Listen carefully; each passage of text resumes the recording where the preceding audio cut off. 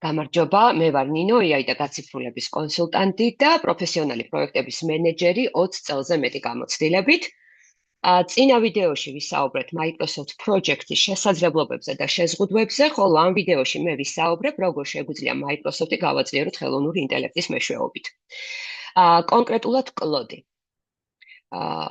შეხედეთ ის, რომ Microsoft Project-ი არის ძალიან ძლიერი პროექტების დაგეგმვისა და მართვის ინსტრუმენტი, განსაკუთრებით დიდ მასალატევადი პროექტებისთვის და განსაკუთრებით სამშენებლო სფეროში ამაზე ორი აზრი არ არსებობს. მაგრამ არის ძალიან ხისტი, როდესაც საუბარია on-premise ვერსიაზე. ანუ პირველი ფაილის სწორ შედგენას ჭირდება ძალიან მაღალი კომპეტენციები. მაინც შეიძლება რაღაცა გაგეპაროს. თუ არის ფაილში პრობლემა, ამ პრობლემის პოვნა არის ძალიან რთული. მერე რა ხდება პროექტში მთლიანობაში? განფენილია სხვადასხვა view-ებში, სხვადასხვა დაშბორდებში და ნავიგაცია ძალიან ჭირს. და რთული არის დანახვა, როდის არის რომელი რესურსი თავისუფალი, სად მაქვს მე PM-ური KPI-ებში, მოკლედ რა ხდება და ასე შემდეგ. მოკლედ, განა არ არის ეს ინფორმაცია, უბრალოდ ნავიგაცია არის ძალიან რთული. და მაგისთვის მე გავაკეთე ესეთი პროდუქტი, MS Project Copilot-ი დავარქვი კლოდში. ჯერ გაჩვენებთ რა შეუძლია მოკლედ და მერე გაჩვენებთ როგორ ავაწყვე. ხო, აქვე ვიტყვი რომ ფაქტიურად ჩემი 20 წლიანი გამოცდილება და 15 წლიანი Microsoft Project-ში მუშაობის, მათ შორის დიდ სამშენებლო პროექტებზე გამოცდილება ჩავდი ამაში. დაფუძნებული არის 7 საერთაშორისო სტანდარტზე, scheduling-ის და project management-ის და 3 კვირის განმავლობაში ვტესტავდი 5 დიდ სამშენებლო და არასამშენებლო ძალიან პრობლემულ პროექტის ფაილებზე და 2 უკვე სპეციალურად შექმნილი, ასე ვთქვათ, ერთ-ერთ მათგანს მათ შორის აგერ გაჩვენებთ. სიზუსტეს მივაღწიე 99%-ს. 100 ძირითად მეტყებში, უბრალოდ 100 არასოდეს არ ვამბობ. შედეგად ამ პროდუქტს შეუძლია 2 ტიპის აუდიტი გააკეთოს და 4 ტიპის რეპორტი დააგენერიროს.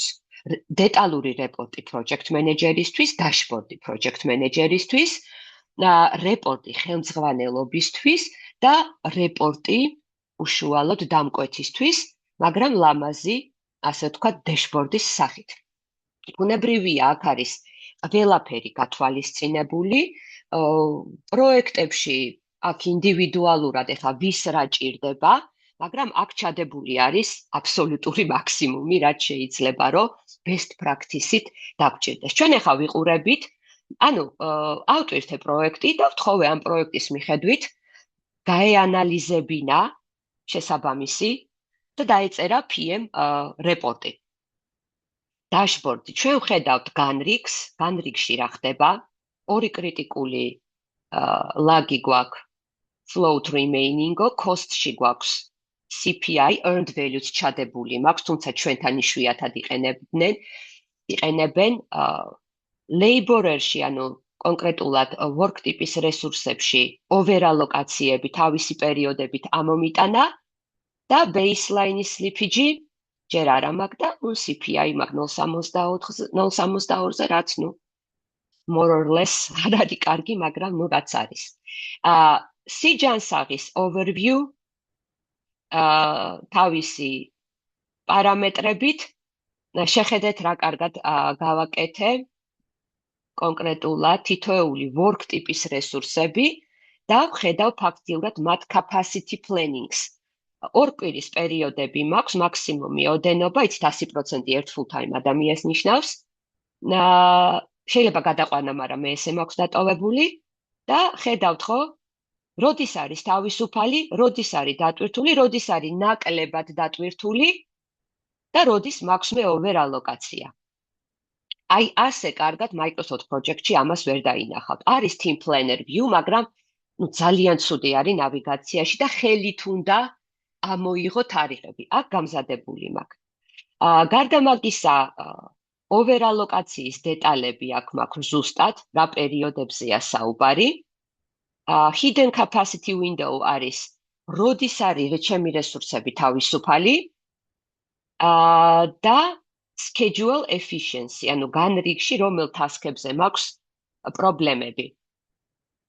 Bottleneck რისკების ინდექსსაც ხედავ,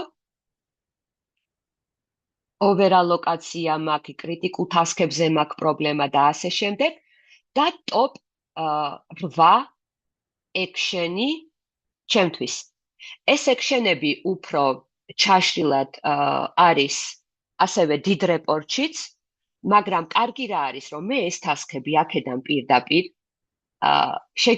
მაქვს დაკონექტებული კლიკაპი, თქვენ შეგიძლიათ დააკონექტოთ კლიკაპი, Monday, Asana, Jira, რაც გაქვთ და ან ამორჩევით, ეხლა აქედან 3 ამოვარჩიე გადავიტანე, მერე ყველა თავისი დედლაინებით, სახელებით თვითონ მიანიჭებს პრიორიტეტულობას, ხო, იმის დამიხედვით თუ აქ რა ფრად არის გაწერილი, პირდაპირ გადაუშვათ კლიკაპში, ისე რომ ამის copy-paste აღარ გჭირდებათ. ნუ ეხლა კლიკაპში მაქვს აწყობილი, შეხედეთ.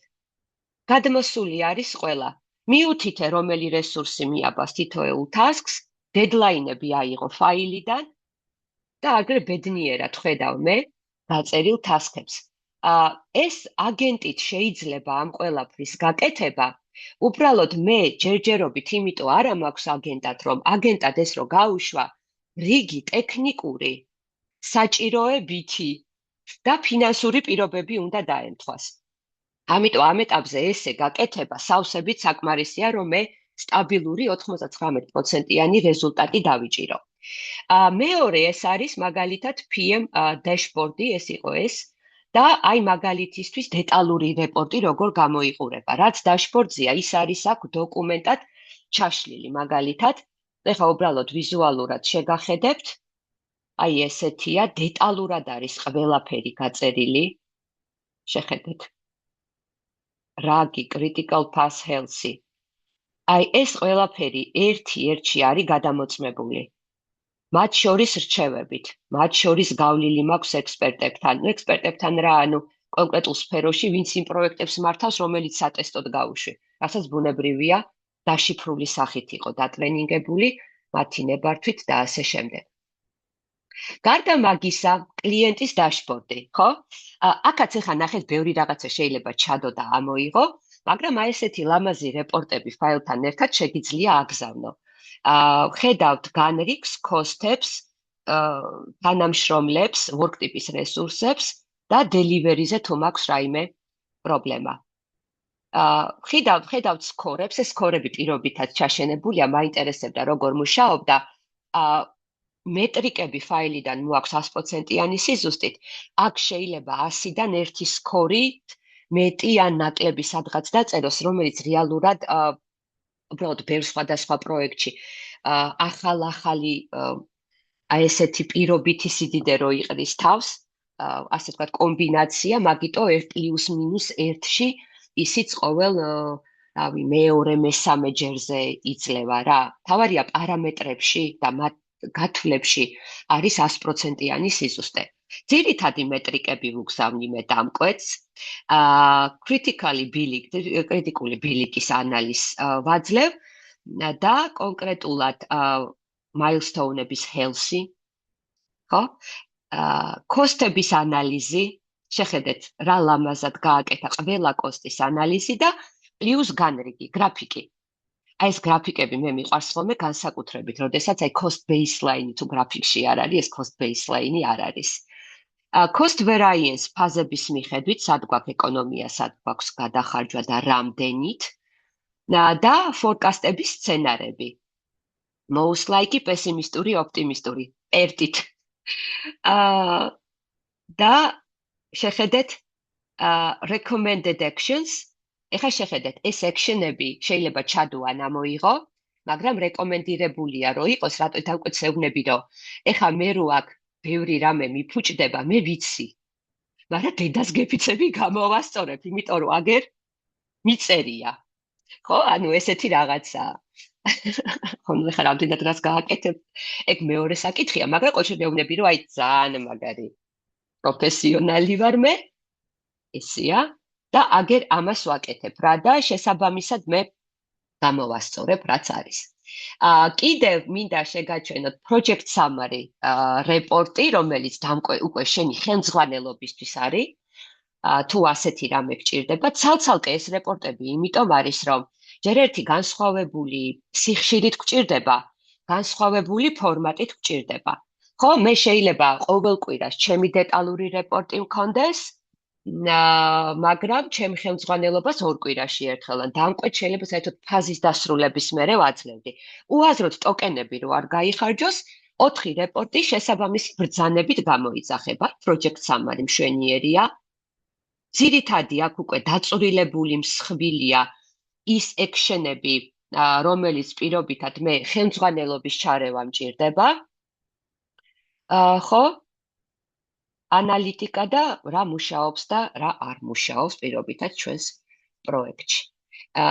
ეს არის პრინციპში ეს 4-ვე რეპორტი, რომელიც მე გაჩვენეთ, პროექტის დეტალური რეპორტიც გაჩვენეთ.